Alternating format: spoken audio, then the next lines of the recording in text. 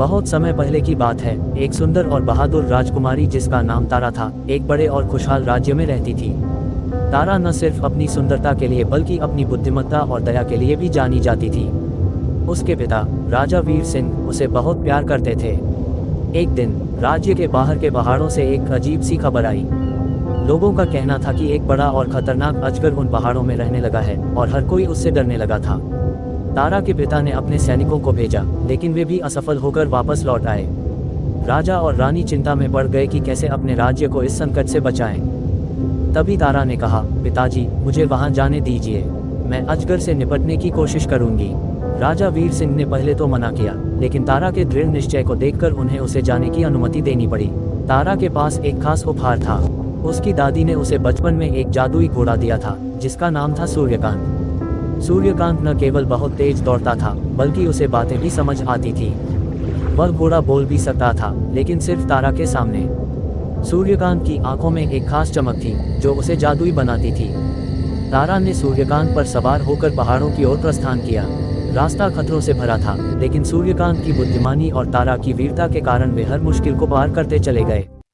पहाड़ों के पास पहुंचते ही उन्हें तेज हवाओं और गहरे जंगलों से गुजरना पड़ा। आखिरकार तारा और सूर्यकांत एक बड़ी गुफा के सामने पहुंचे। गुफा के अंदर से गरजने की आवाजें आ रही थीं। सूर्यकांत ने कहा, राजकुमारी, हमें होशियारी से काम लेना होगा। यह अजगर बहुत चालाक है। तारा ने हिम्मत जुटाई और गुफा में प्रवेश किया। वहां उसने देखा कि अजगर सो रहा था। उसका शरीर विशाल था और उसकी सांसें पूरे गुफा में गूंज रही थी। तारा ने अपना धनुष निकाला और तीर चलाने ही वाली थी कि अचानक सूर्यकांत ने उसे रोका। रुको तारा, इस समस्या का हल युद्ध में नहीं है, हमें इस अजगर से बात करनी होगी। तारा ने सूर्यकांत की बात मानी और अजगर के पास जाकर कहा, हे अजगर, तुम हमारे राज्य को क्यों परेशान कर रहे हो?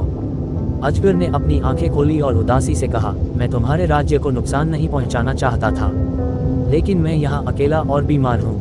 मुझे कोई साथी नहीं है और मेरी बीमारी के कारण मैं गुस्से में आ जाता हूँ। तारा ने सोचा और कहा, अगर मैं तुम्हारी मदद करूँ तो क्या तुम हमारे राज्य को छोड़ दोगे? अजगर ने सहमति में सिर हिलाया।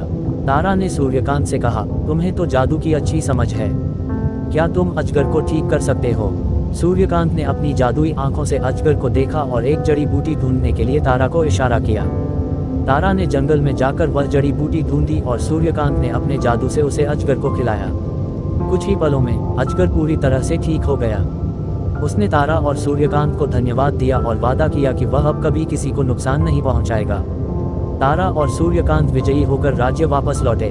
पूरे राज्य ने उनका स्वागत किया और राजा वीर सिंह ने गर्व से अपनी बेटी की बहादुरी की कहानी सुनी। इस तरह तारा ने न केवल अपने राज्य को बचाया, बल्कि एक अजगर को भी नया जीवन दिया।